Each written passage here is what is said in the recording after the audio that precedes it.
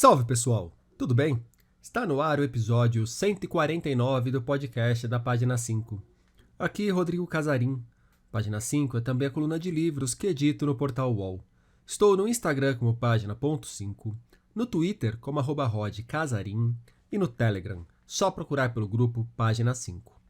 Também assine a newsletter da Página 5.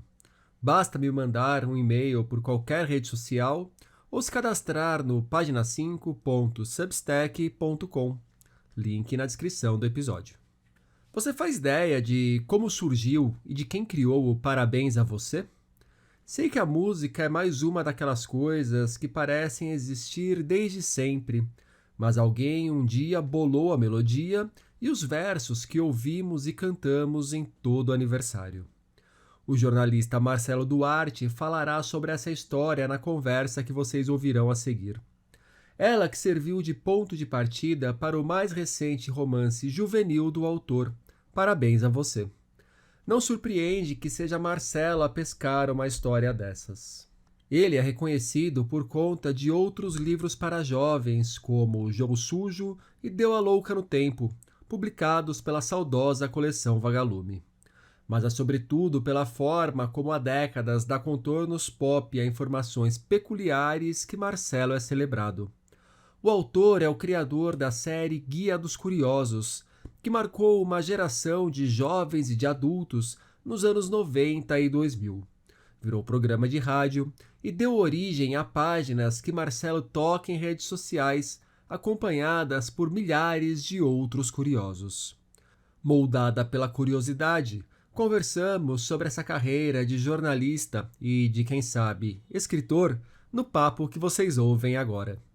Marcelo Duarte, muito obrigado pela presença aqui no podcast da Página 5. Marcelo, a desculpa para o nosso papo, e é uma desculpa mesmo, porque eu tenho interesse de conversar com você para muito além desse livro, é o Parabéns a Você. Como que você chega nessa história da Berta Celeste Homem de Melo, que criou a versão brasileira do Parabéns para Você, que todos nós cantamos em tudo que é aniversário?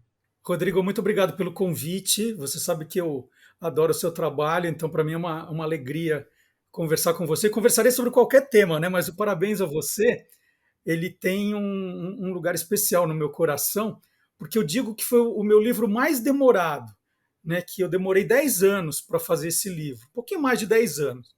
E aí as crianças, né, quando eu vou numa escola e conto essa história, falam: Nossa, mas o livro é tão fininho, tio, demorou tudo isso para escrever, né? E a história é bacana, Rodrigo, porque quando eu comecei a fazer uma pesquisa do Guia dos Curiosos Brasil, eu vi pela primeira vez o nome da dona Berta Celeste Homem de Melo, que é autora da letra do Parabéns a Você, que é a letra mais cantada no Brasil. Até hoje paga direitos autorais para a neta e paga bem, né? E cada vez que você vê numa novela, num filme, é, numa minissérie, alguém cantando Parabéns a Você, aquilo vai virar direito autoral para a neta da Dona Berta. Você tem noção do quanto que é esse Paga Bem? Não, isso eles não contam, ela não me contou. Mas é um dinheiro considerável, assim, até hoje. Dá para fazer um churrasco. Dá para fazer um churrasco. E com picanha ainda. E aí apareceu o nome dela, e sempre que o ECAD, que é o escritório que paga os direitos autorais, coloca quais são as músicas mais executadas do ano, Parabéns a Você está sempre entre as primeiras. E eu fiquei com aquele nome na cabeça, né? E em 2012, eu lembrei que o concurso que elegeu essa marchinha num programa do Almirante ia completar 70 anos. Eu falei, puxa, olha uma data redonda, né? Eu acho que eu vou fazer um daqueles livros, e você conhece vários, que pega e conta para as crianças a história de uma personalidade. Então tem lá a historinha da. Hoje acabou de sair da Elis Regina, do Chico Buarque, né? Mas a gente tinha Cândido Portinari, a gente tinha de jogadores de futebol, pintores, artistas. São livros que a gente sempre vê aqui e fora. Falei, vou fazer um desse, né, meio que contando para as crianças a história da Dona Berta. E aí eu procurei a Eliana, a neta da dona Berta, fui entrevistá-la, ela me emprestou algum material, fiz pesquisa, e quando eu comecei a escrever o texto, falei assim, nossa, mas essa história dela não é uma história vibrante, emocionante, porque ela, embora fosse formada em farmácia, ela era uma típica dona de casa dos anos 40 ali. Ela ficava na fazenda, cuidando da filha, filha única, né? E para se divertir em alguns momentos, ela participava de concursos de programas de rádio, com essa coisa de mandar uma quadrinha, mandar um versinho. Ela ganhava de vez em quando, e era essa diversão, e ela ganhou esse concurso, que não teve importância nenhuma na época, zero. Ela morava na cidade de Pindamonhangaba, e o jornal de Pindamonhangaba não deu uma única linha sobre isso, nada, zero. Eu fui pesquisar no jornal de lá. Aí eu cheguei à conclusão que eu falei, puxa, mas esse livro vai ser muito sem graça. E eu meio que larguei o projeto. Eu tinha um contrato com a Eliana, que eu ia fazer o livro, que nós íamos pagar direitos autorais para usar o nome, a letra do Parabéns a Você, tudo aquilo. E eu desisti. Eu falei, eu acho que vai ser um livro que não vai acontecer. Aí pula 10 anos que eu não mexi nessa história, 10 anos que eu tinha uma pasta guardada com material de pesquisa. E aí, 10 anos depois, eu falei, nossa, o Parabéns a Você vai fazer 80 anos. Né? Aí veio de novo esse pensamento. E é justamente 6 de fevereiro de 42 que foi a data da final do torneio, do concurso. Aí, eu estava naquela fase do início da pandemia em que a gente ficava vendo filmes de streaming o dia inteiro, né? Toda noite tinha um, dois filmes.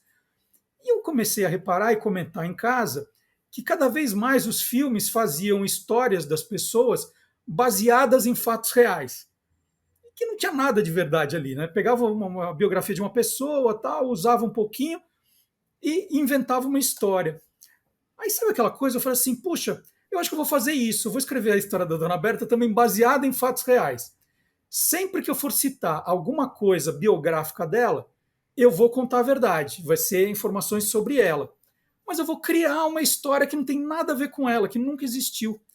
E aí eu criei uma história policial, né, um suspense juvenil, usando a história da música para brincar. Então eu criei o Clube da Poesia Pindamonhangabense, que nunca existiu. Criei os personagens, as amigas dela que participavam do clube. Criei uma história que a letra desaparece, ela é roubada, né? Ela é roubada depois de uma reunião. Então criei um mistério e, e aí eu achei que ficou boa a história. Eu gostei da brincadeira. Você comentou, né, que é uma história que a história real não, talvez não se sustentasse como um livro, e eu acho que como um livro juvenil não se sustentaria mesmo, mas de repente daria para trabalhar numa chave da ficção adulta.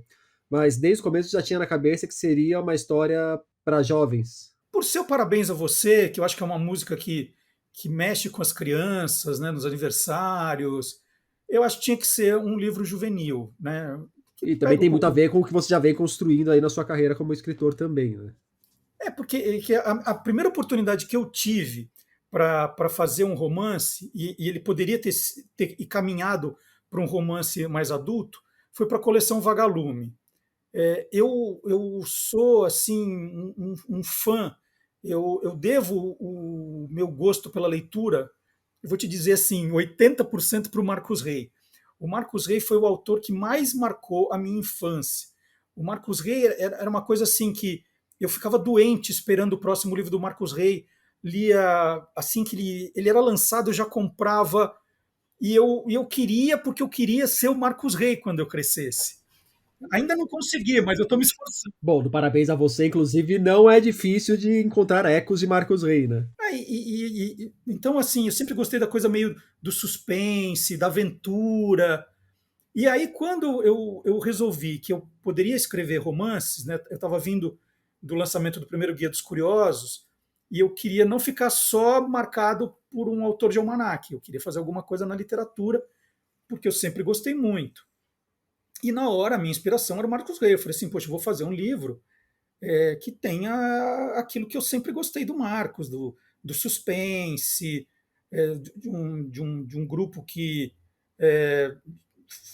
fazendo alguma coisa que falasse do universo jovem. Então eu criei o meu primeiro livro, romance infanto-juvenil, foi O Jogo Sujo. Ele é de 1996. E eu tinha mania, Rodrigo, que era assim: eu falava assim, bom, eu vou primeiro tentar a editora mais difícil, depois eu vou tentando outras. E quando eu fui lançar o Guia dos Curiosos, na maior cara de pau eu mandei para a Companhia das Letras, que era a minha editora, né, que eu queria.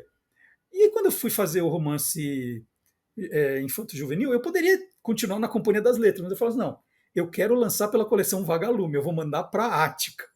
E aí mandei para lá e aí me chamaram. Que eu inicialmente criei uma história que se passava num time de vôlei, né? Era o sumiço de um jogador de vôlei. Que o vôlei estava no auge ali naquela época. E aí eu fui chamado pelo Fernando Paixão e pela Carmen Lúcia Campos. Eles falaram assim: puxa, a gente acabou de lançar um livro do Raul Driunik, que é no universo do vôlei, a gente gostou da sua história. Você não toparia mudar? Falei, mudar, mudo. Para quê? Para futebol. Aí eu fiquei mais feliz ainda, porque na verdade eu queria escrever um livro de futebol. Eu falei, eu topo, eu topo. Aí reescrevi a história. Mandei para eles, e eles mandaram para aquelas leituras críticas, né? Que é um estudante, um professor, um crítico. E o meu texto foi detonado, mas assim, cara, mas me arrasaram. Eu chorava, falava assim, eu não nasci para isso, eu não sei fazer, eu não vou insistir, eu vou continuar nos almanacs que eu não sei fazer. Aí a Carmen Lúcia Campos, Quais que eram as cuidava. críticas que vieram, você lembra?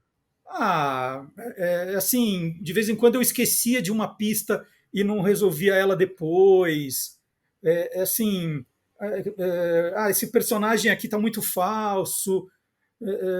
Estava faltando um pouco de respiro na história. Aí a Carmen falou: não, Marcelo, de jeito nenhum, é o seu primeiro livro, assim mesmo.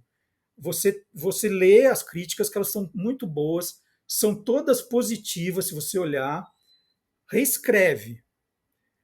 Aí, Rodrigo, eu estava numa ansiedade, aí eu reescrevi uma vez, duas vezes, a terceira vez eu entreguei de novo.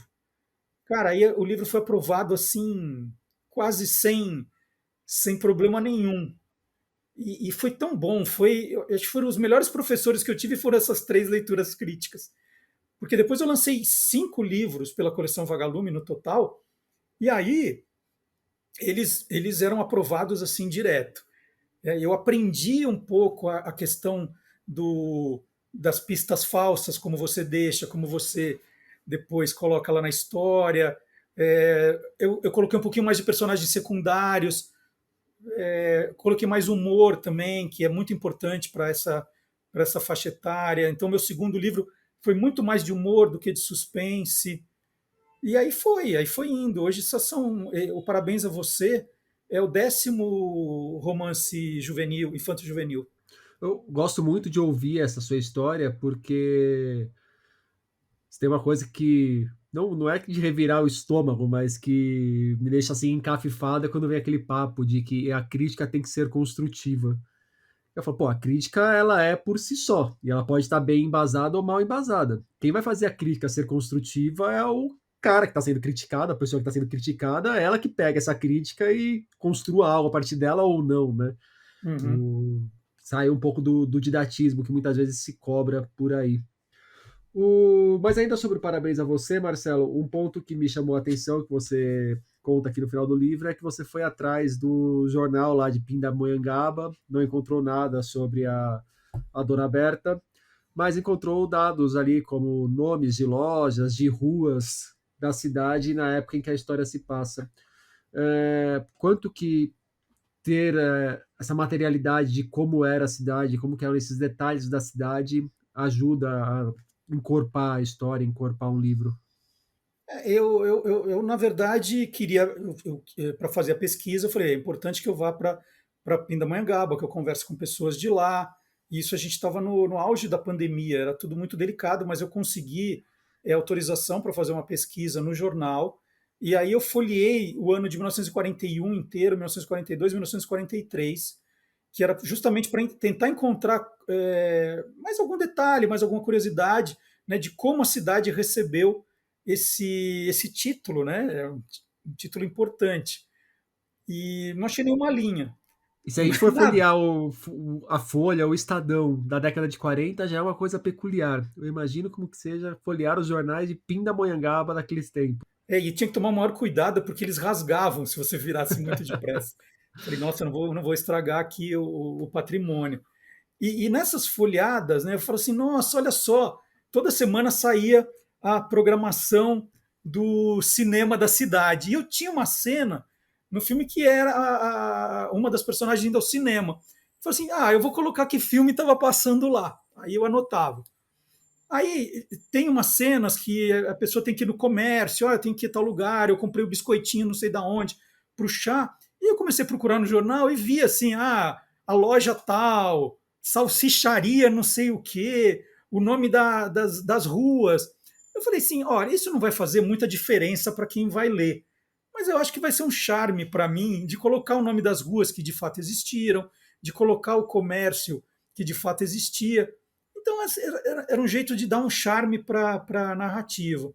E eu pesquisei muito também o outro lado da história, que é a história do radialista, o almirante, o Henrique Forés, que ele criou o concurso. A história do Parabéns a Você, Rodrigo, é muito interessante, porque ela começou com uma musiquinha, isso ali em 1875, nos Estados Unidos, duas professoras primárias, que eram irmãs, elas criaram uma musiquinha para receber as crianças que iam para a aula, que era Good morning to you, good morning to... Não, é Good morning to all, good morning to all, good morning to all, good morning to all, era isso. Né? E elas fizeram essa musiquinha, as crianças chegavam, bom dia para todos, bom dia para todos, bom dia para todos, bom dia para todos, e pronto. Aí um produtor da Broadway ouviu essa musiquinha e ele precisava fazer um disco com uma música de aniversário, um produtor musical. E aí o que ele fez? Ele pegou e falou: bom, a melodia é bacana, eu vou mudar para Happy Birthday to You. E pôs. E a música foi pegando, porque ela aparecia nos espetáculos. E os turistas americanos trouxeram o Happy Birthday to You para o Brasil. E no Brasil, nos cassinos, nas festas, nós cantávamos em inglês. E o Almirante estava muito incomodado, ele era muito defensor da música brasileira e ficava incomodado. Mas como é que a gente canta em inglês? E ele viu algumas tentativas, né? A Dircinha Batista tentou uma música de Parabéns a Você que ninguém dava importância, mas era só começar o Happy Birthday to You que as pessoas cantavam, algumas nem sabendo o que significavam. E aí ele teve a ideia de fazer o tal concurso, e o concurso foi uma coisa levada tão a sério por ele que os jurados eram membros da Academia Brasileira de Letras, né, que era para julgar. E o que ele não queria perder era a melodia, que ele achava que a melodia era muito boa. Então a letra tinha que se encaixar naquela melodia. E aí a dona Berta participou, ela usou um pseudônimo, né, que é aquela coisa de participar de concurso, uma senhora, ela tinha 40 anos, mas já era considerada uma senhora ali, né, naquela época, que não podia ficar participando dessas coisas, né? E ela colocou um pseudônimo, ganhou, e isso não teve nenhuma importância. Essa música começa a ganhar importância quando foi tocada nas festividades do quarto centenário de São Paulo em 54. Então, não é de se estranhar que o Jornal de Pindamonhangaba não tenha dedicado uma linha a isso. Eu não encontrei em jornais de São Paulo. As únicas poucas referências eram no Jornal à Noite do Rio de Janeiro. É uma história que assim, eu achei fantástico, porque ela parte de uma daquelas informações que surpreendem, porque o Parabéns a Você é uma coisa que nos acompanha a vida inteira, e eu nunca tinha prestado atenção, nunca tinha parado para pensar que alguém criou o Parabéns a Você. Que alguém lá nos Estados Unidos criou a melodia, que aí depois alguém transformou numa música de aniversário, e alguém aqui no Brasil criou a letra. Então, assim, na hora que eu vi o seu livro, eu falei, caramba, alguém criou isso daqui. Não, não tá aí na natureza desde sempre. Exatamente. E isso me chamou muito a atenção, porque é uma coisa das tantas coisas que eu já pesquisei que fazem parte do nosso dia a dia, a gente nos pergunta como é que nasceu isso, né? Quando eu vou definir o meu trabalho hoje, Marcelo, eu acho que tudo deriva da minha condição de leitor. Não só o trabalho, boa parte da minha vida ela vai se estruturando pelo fato de eu ser leitor. Se você tivesse que colocar uma pedra angular para falar sobre o seu trabalho, seria a curiosidade mesmo? Ah, sim, e depois ainda que eu lancei a série Guia dos Curiosos, eu investi cada vez mais nisso, né. Até porque as Quando coisas as vão se pessoas retroalimentando também, né, na hora que tá dando certo, você tá nessa praia, você vai fortalecendo uma coisa que já tem um interesse prévio. é que como jornalista, a gente precisa necessariamente ser curioso, faz parte da nossa profissão, da nossa carreira. Então, eu tenho que olhar o que está acontecendo, eu tenho que ter a curiosidade de tentar descobrir o que está acontecendo, eu tenho que ter a curiosidade de fazer perguntas para as pessoas. Então, é uma coisa meio inerente ao trabalho de jornalista, né? Então, e eu sempre me identifiquei como jornalista. Embora tenha hoje 30 livros lançados, se alguém me pergunta o que eu sou, eu ainda digo jornalista. E eu acho que para dizer que eu sou escritor, tem que ser uma coisa muito mais forte, né? Embora eu acho que eu tenho uma obra já bacana, já feita. Espera aí, agora vou ter que te perguntar, o que que você acha que seria, o que que mudaria o patamar, se é que é um patamar diferente de jornalista para escritor? Eu acho que a grande questão é eu dedicar mais tempo da minha vida a isso. Eu acabei me dividindo muito entre o meu lado jornalístico, que eu ainda mantenho, eu trabalho como editor também da Panda Books, né? Então sempre lendo originais de outros autores, dando sugestões, e eu acabei deixando um pouquinho de lado a minha vida de escritor. Mas agora, durante a pandemia, eu consegui retomar isso, né? Em 2 anos de pandemia, eu lancei 5 títulos, eu dediquei mais tempo à escrita, tentando fazer coisas novas também. Então, lancei um livro para o ensino médio, em primeira pessoa, que era algo que eu não tinha feito ainda. Sempre apostei muito no infantil ou no ensino fundamental ali, que era o meu público. E aí fui para o ensino médio, escrevi um livro, foi um dos selecionados pelo PNLD, o Que Nem Maré.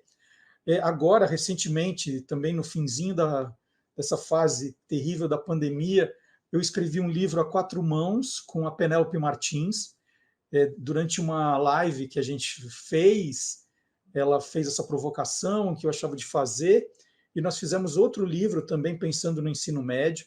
É a história de uma banda teen, que nasce de um reality show, e aí faz um sucesso estrondoso, que tem um grande plano de marketing por trás da banda, e os 6 garotos, cada um com uma história totalmente diferente de vida. A banda faz um sucesso absurdo, eles são campeões de downloads, aquela coisa toda, e aí acontece algo misterioso dentro da banda, e a banda acaba, né? Em um ano a banda acaba, e eles experimentam então esse cancelamento, esse fim do sucesso. Então, em um ano, eles vivem ali o céu e o inferno. O nome do livro é Vida Instantânea. Foi um livro que foi um dos selecionados pelo PROAC em 2012, né? Agora saiu o resultado no finalzinho do ano. E então são 2 livros para o ensino médio. E agora estou com outros projetos e participando mais de feiras, né? No ano passado participei de 3, que eram coisas que eu já não tinha tempo, e agora estou colocando isso como prioridade, visitando mais escolas, que eu também tinha ido pouco, agora fazendo muitas participações online também. Então, eu estou me dedicando mais a isso, porque cada vez mais nas escolas, nas feiras, nas redes sociais, né, esse relacionamento com os leitores, eu vejo a importância que tem a leitura juvenil, infanto-juvenil hoje, para que a leitura volte a ser algo importante.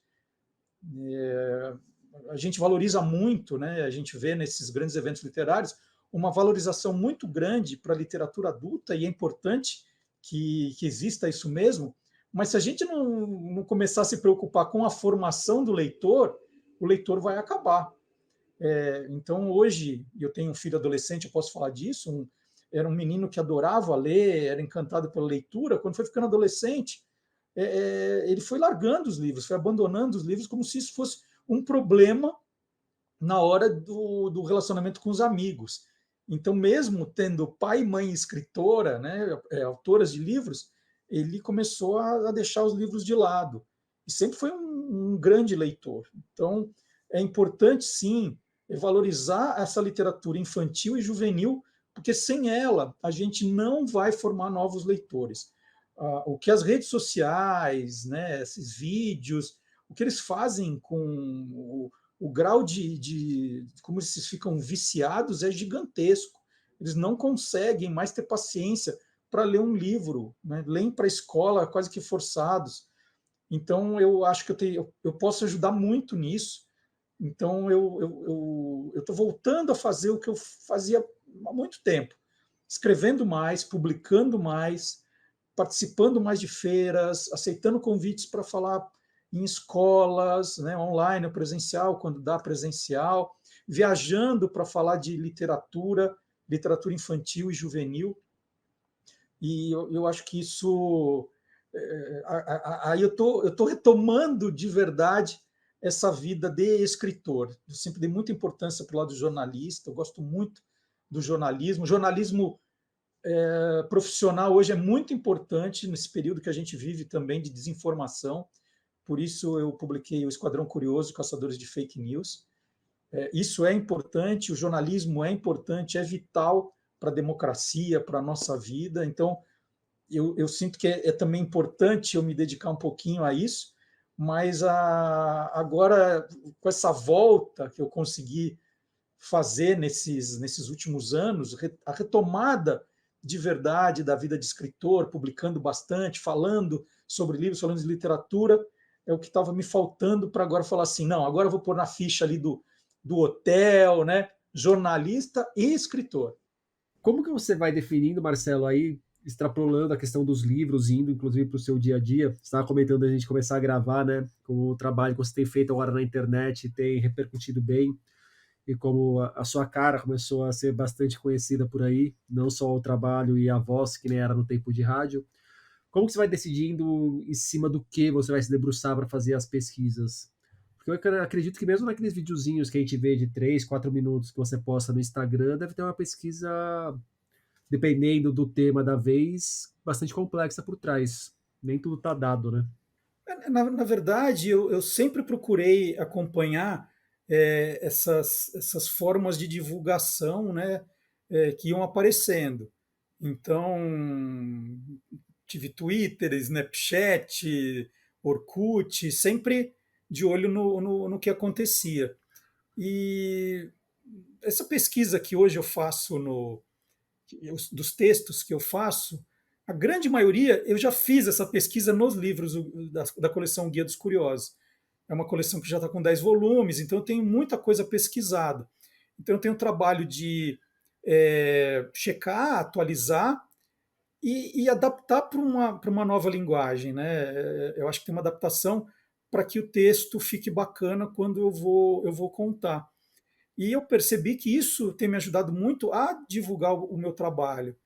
Eu acho que é como se fosse um renascimento, não vou dizer um renascimento, mas eu tô me apresentando para uma geração nova que não é a geração mais do Guia dos Curiosos. O Guia dos Curiosos, daqui a 3 meses, vai completar 28 anos. Então, olha só, né? Já é uma geração que está apresentando para os filhos. Então, tem muita gente, muito adolescente, muito jovem, que não tinha ouvido falar do Guia dos Curiosos. E agora os vídeos me ajudaram a fazer isso. E tem uma curiosidade aí, é que, assim, a minha página, ela era uma página modesta, pequenininha, e de repente, né, graças a santo algoritmo, ela começou a atrair muita gente. Hoje, juntando TikTok, Instagram, eu tenho quase 600 mil seguidores, né? Gente pra caramba. E desde esse boom, assim, que tem mais ou menos. Dá para fazer um ano, né, dessa explosão, todos os dias, pelo site da editora, eu vendo pelo menos um livro. Todos os dias. São quantos livros da série já? A série tem 10 livros. Mas assim, tem esse mais novo aqui, né? Que é o primeiro Guia dos Curiosos, todo colorido, que tem uma cara mais moderna, né? Que eu acho que já tem já é para pegar esse público novo que talvez torcesse o nariz para aqueles livros que tinham muita informação, tinha muita muito texto, né? Na verdade, que assusta um pouco o jovem, é o tal do muito texto. Então, eu já fiz um livro colorido, com uma quantidade menor, com temas já um pouco mais divertidos, né, menos áridos. Era quase que uma enciclopédia dos curiosos, né? Então, eu preciso lembrar o tempo todo para as pessoas que o que fez o Guia dos Curiosos se tornar, acho que uma referência, é que ele nasceu numa época que não existia Google. Né? Tem gente que acha que o Google já existia quando Adão e Eva se encontraram. Né? Fala, procura no Google. Aí, Já existia tanto o Google quanto Parabéns a Você naquela época. exatamente. E, e não, né? Quando em 95 eu fiz o Guia dos Curiosos, era justamente um livro que trouxesse informações que você não encontrava em outras enciclopédias tradicionais. E esse foi o pulo do gato.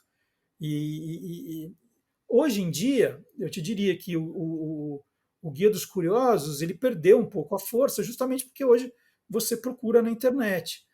O que o livro tem de especial é que você pode se surpreender com algumas coisas que eu apresento que você não parou para pensar e falou assim: nossa, mas não é que alguém escreveu parabéns a você, né? E talvez você jamais procurasse quem escreveu parabéns a você. Aí você abre o Guia dos Curiosos e fala: nossa, olha só, parabéns a você. Eu acho que é essa hoje a grande razão de existir do Guia dos Curiosos. Porque às vezes a gente tem um olhar tão viciado para alguns pontos da vida que a gente nem se atina que ali tem uma curiosidade, que tem alguma coisa por trás ali, né? Eu acho que esse é o meu trabalho.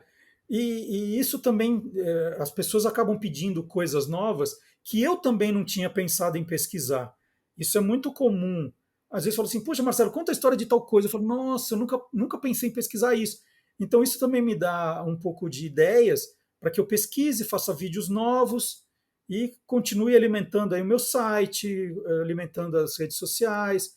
Isso é bacana, né? Porque, de certo modo, eu estou trazendo de volta aquele público que já me conhecia da rádio, dos livros, da TV e trazendo gente nova também que começou a ver os vídeos ali, tudo vídeo de 1 minuto, né? Acho que as pessoas têm paciência para me aguentar 1 minuto e aí se divertem e aprendem também. Ainda nesse mundo pré-Google, de quando surge o guia, você tem alguma história sobre a apuração de algum dos verbetes do guia que mostre bem como que era fazer esse trabalho de pesquisa antes de ter o Google, antes de ter a internet bem estabelecida no país? Olha, eu tenho várias e tem uma que eu gosto demais. Quando eu estava escrevendo o Guia dos Curiosos Brasil, que era justamente em 2000, para comemorar os 500 anos, né, na época do descobrimento, hoje é da invasão, do achamento, eu queria colocar, Rodrigo, as calorias de pratos típicos brasileiros. Porque geralmente, quando você abria aquelas revistas de comida, revistas ditas femininas, você tinha lá, quantas calorias tem um pedaço de bolo de chocolate, um cachorro quente, um hambúrguer, um pedaço de pizza. E eu não achava em lugar nenhum quantas calorias tem sarapatel, xinxim de galinha, vatapá. Eu falei, poxa, o meu livro tem que ter isso. E onde eu vou encontrar isso? Se eu não acho na literatura, Google, lembrem, não existia.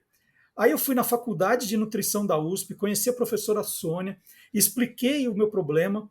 Ela falou o seguinte: eu vou te dar uma lista de ingredientes, você compra os ingredientes e nós aqui na faculdade vamos preparar os alimentos e fazer essa conta para você. Então imagina, eu fui para essas lojas de artigos de comida nordestina, nortista e comprei.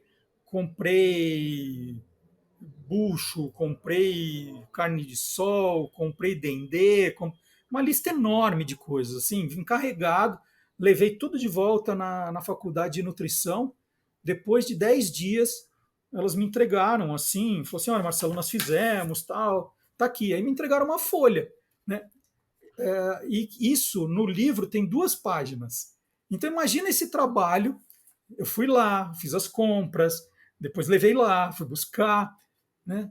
E tem 2 páginas num livro que tem quase 700 páginas.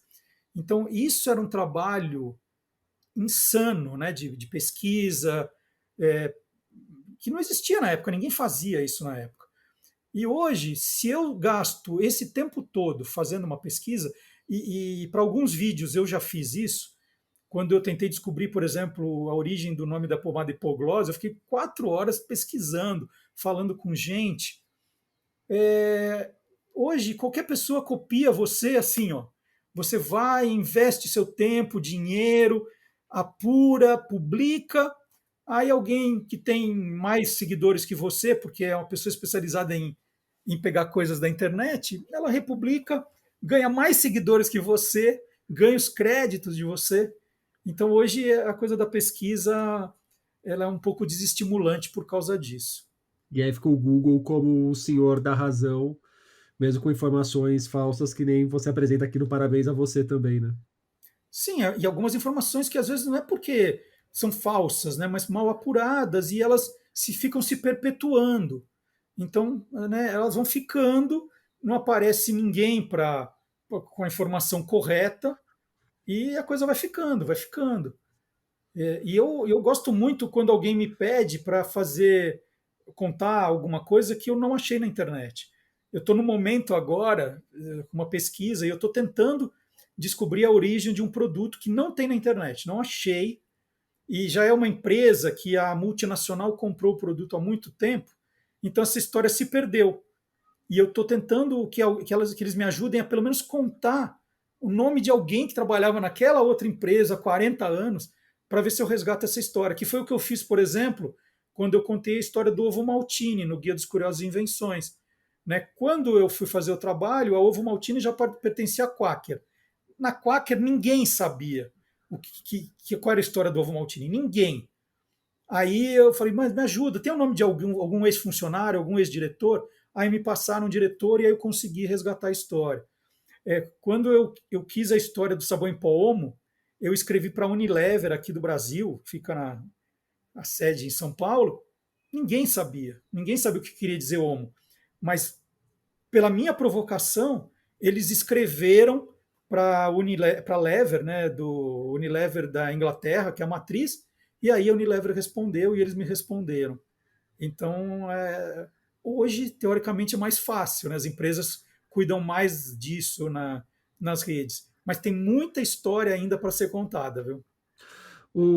E pegando o gancho que você deixou do cálculo das calorias de quando os europeus puseram o pé aqui no Brasil, o São Paulo, para curiosos, é uma boa desculpa para você comer por aí? Eu gosto muito de fazer essas descobertas e Eu gosto tudo muito de acompanhar essas começou. descobertas. Mas Quem não essa acompanha, quem vier para São Paulo passear, dê uma boa olhada no São Paulo Curiosos, SP Curiosos, que é a página do Marcelo de bons lugares para comer e passear aqui em São Paulo. Mas ó, essa história, Rodrigo, ela é tão maluca de como ela começa, porque quando nasceu meu primeiro filho, o parto foi no Einstein, no Hospital Albert Einstein, na maternidade. E aí eu estava lá, né? Eu tinha acabado de nascer, o Rodrigo, o seu xará, e aí eu fui tomar um lanche na lanchonete do Albert Einstein. E eu vi uns brigadeiros lindos. Aí eu falei, nossa, né? Tava ali super ansioso, eu comi um brigadeiro, dois brigadeiros. Aí eu perguntei, falei, gente, que maravilha, de onde é esse brigadeiro? Aí o rapaz da lanchonete disse, são as senhoras voluntárias do hospital que fazem o brigadeiro para a gente vender. Falei, nossa, mas que sensacional. E aí eu trabalhava na época na Veja São Paulo. E aí eu comentei lá e fiz uma nota sobre isso. E assim eu soube que tinha gente que ia para o hospital para comprar brigadeiro, que nunca se vendeu tanto brigadeiro no Einstein. Assim, ninguém entendia por que as pessoas iam comprar brigadeiro, mas era a força da Veja São Paulo. E aquilo, eu acabei virando assim, não, era o descobridor das comidinhas, né? Dessas coisinhas. E aquilo, né? Quando uma coisa funciona, você se entusiasma e eu comecei a procurar outras coisas. E aí eu meio que virei ali na Vejinha, nos 4 anos que eu trabalhei lá, um descobridor dessas coisas. E quando eu saí da Editora Abril depois, eu comecei a colaborar no Jornal da Tarde. E eu comentei, né, que eu gostava muito de ir. Né, eu não me sinto um crítico gastronômico, eu gosto de fazer essas descobertas, pequenas descobertas de doces, lanches, né, de coisinhas assim. E eu comecei a escrever uma coluna no Jornal da Tarde chamado Fui, que era justamente eu contando que tinha ido em algum bairro, em algum lugar e feito essas pequenas descobertas, algum comentário de um doce, de alguma coisa. E eu acho que escrevendo esse quadro fui durante uns 8, 9 anos.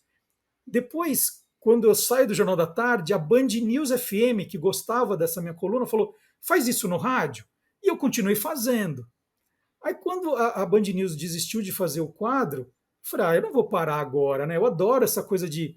E é uma boa desculpa, com certeza, Rodrigo, você está coberto de razão, porque às vezes eu falo: não, eu estou de dieta, mas eu preciso alimentar a página. Trabalho é trabalho, né? Só um sorvetinho não vai fazer mal nenhum. E é muito legal também. Outro dia eu estava numa sorveteria, um rapaz falou assim: Nossa, você gosta de sorvete? Eu acompanho a tua página. Eu falei: eu adoro sorvete. Sorvete, sanduíche, doce. Adoro, adoro, adoro.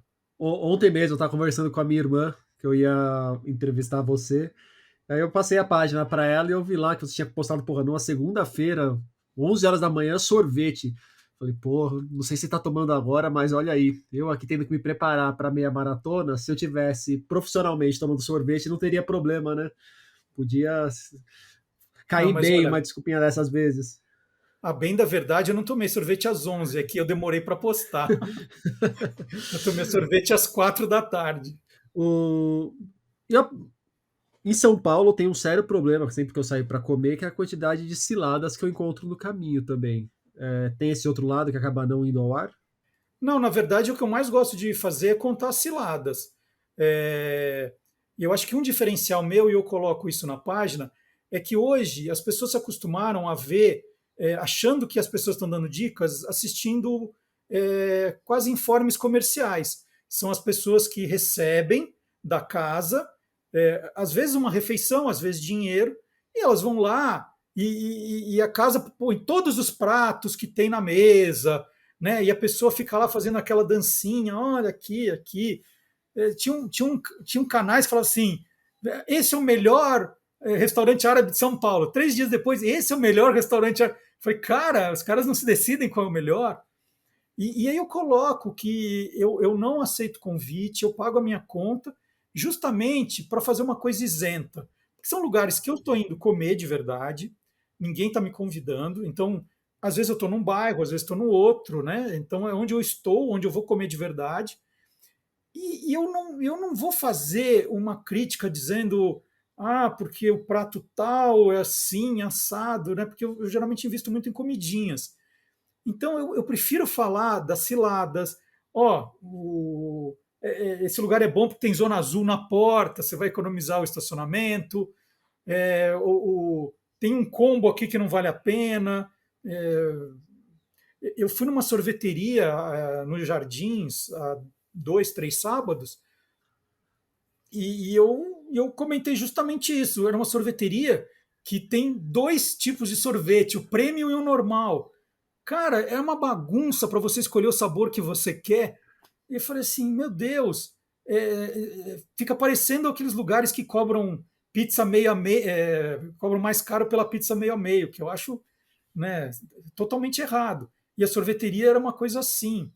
Então eu falo, né? Aham. E por isso também muitos lugares não me repostam, muitos lugares não agradecem. Então a minha página é uma página pequena, né? Tem 10 mil seguidores, mas os seguidores sabem se eu estou indicando ali é porque eu achei bom de verdade, não porque alguém pagou por isso. Do Guto Alves. Aliás, eu falei para você fora do ar, mas vou falar aqui no ar. Quando eu abri para o pessoal mandar perguntas, pouca gente mandou pergunta, mas muita gente mandou Eu amo Marcelo, coraçãozinho, ai o Marcelo. Mas o Guto diz: Nossa, ele fez minha cabeça com o guia na minha infância e adolescência. Nunca busquei saber sobre quem estava por trás. Fiquei curioso. Perguntaria qual foi o retorno que ele teve de seus leitores, da dimensão de um impacto geracional, mesmo em salas de aula de gente privilegiada, ele pondera. Você teve bastante retorno dos leitores ao longo da vida, né, Marcelo? Sim, eu tenho uma história super bacana também, porque quando eu estava no Jornal da Tarde, eu sempre trabalhava, tinha um assistente, né, um estagiário, uma estagiária me ajudando. E uma dessas estagiárias foi a Juliana de Faria, hoje uma tremenda influenciadora, né, que criou o Think Olga, é uma pessoa espetacular, uma jornalista respeitadíssima. E ela foi minha estagiária no Jornal da Tarde. E depois de 3 meses, um dia ela chegou e falou para mim: Olha, eu não estou aguentando mais segurar, preciso te contar. Quando eu tinha 9 anos, eu fui no lançamento do Guia dos Curiosos Esportes, eu e meu irmão. Cara, eu lembrei direitinho dos dois, que eles eram os primeiros da fila, no Shopping Eldorado, e fiquei muito emocionado, porque ela disse que, graças ao livro, ela teve certeza de que ela queria estudar jornalismo, de fazer aquilo. E eu tenho relatos muito legais que eu recebo sempre sobre isso, de pessoas que tiraram uma nota boa no trabalho de escola, pessoas que se transformaram em jornalistas, pessoas que se transformaram em leitores, que é mais importante ainda. Então tem uma legião muito fiel de seguidores ainda, né? Quando eu saí da Rádio Bandeirantes depois de 19 anos e coloquei o programa como podcast no YouTube e no Spotify, pô, as pessoas vieram junto.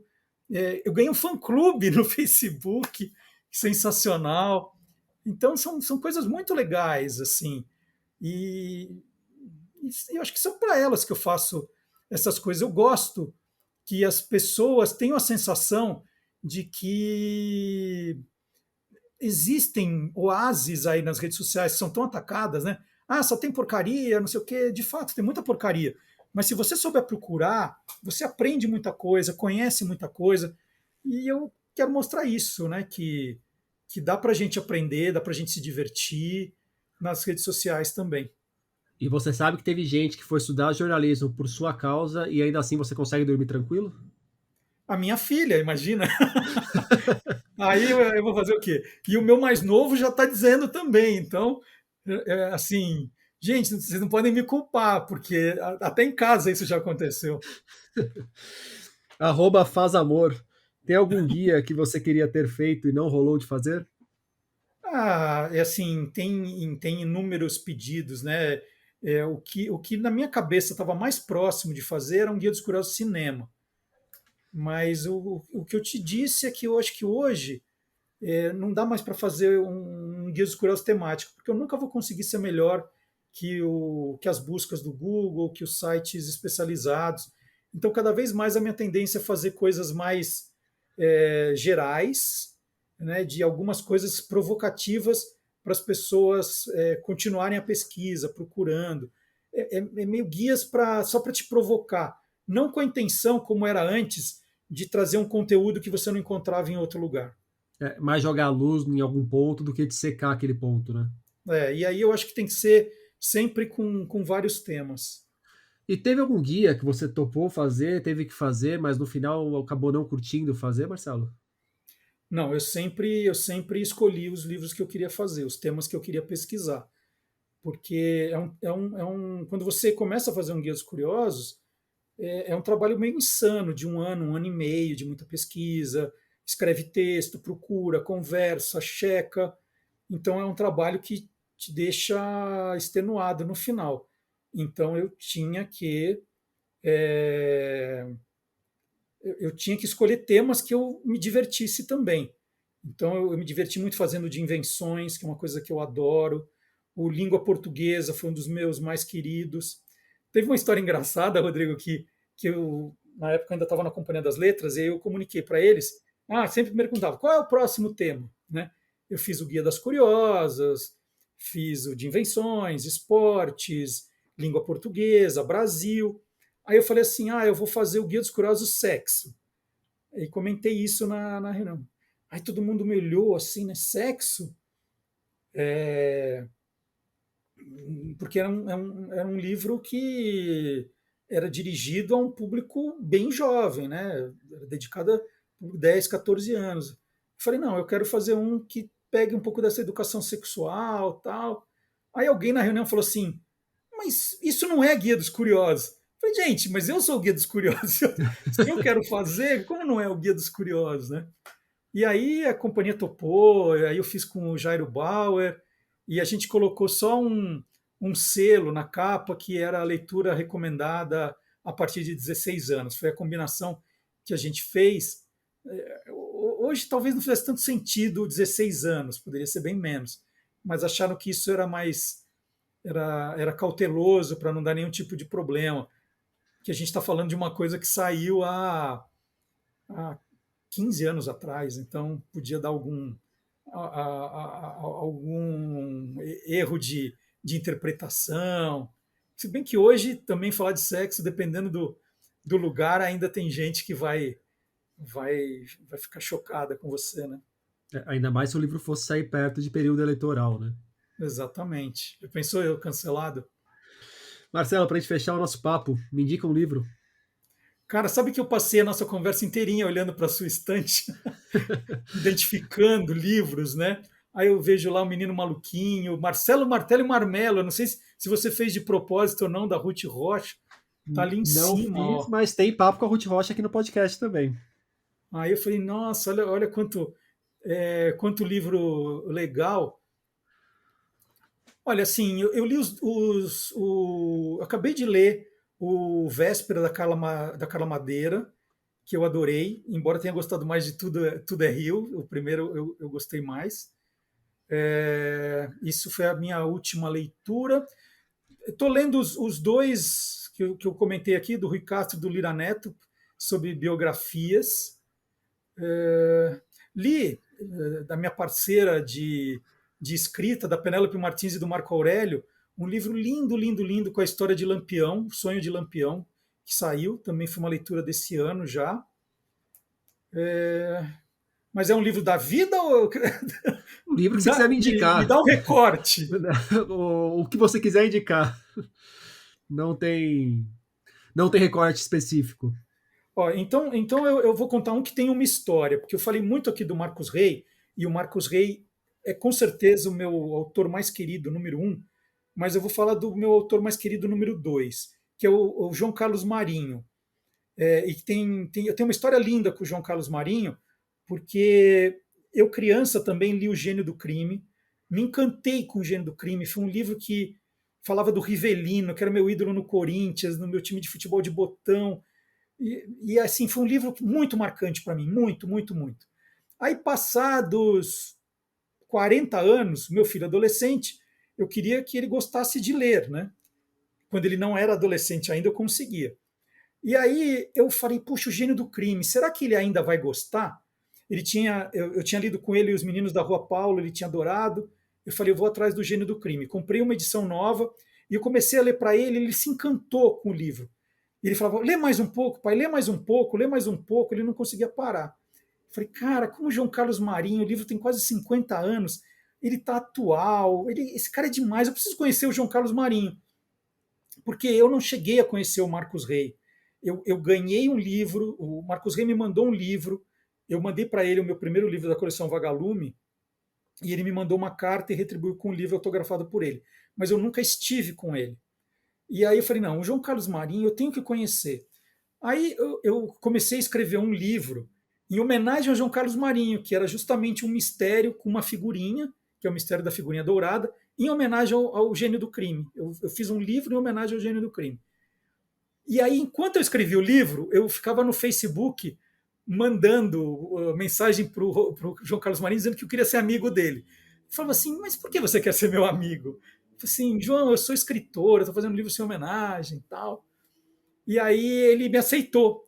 E aí a gente começou a conversar, né? Eu escrevendo o livro e trocando mensagem com o João Carlos Marinho, que era corintiano também.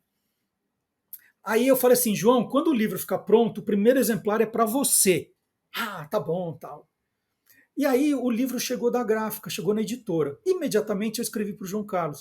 Falei assim, João, eu quero ir na sua casa, o livro está pronto. Aí ele me respondeu, ah, Marcelo, eu adorei seu livro, eu já li. Falei, como assim, João? Impossível. Aí ele falou assim, meu filho trabalha na editora. Aí estava na editora, eu falei, gente, quem é filho do João Carlos Marinho aqui? E ninguém se manifestou. Eu falei, meu, será que o João Carlos está ficando gaga, né?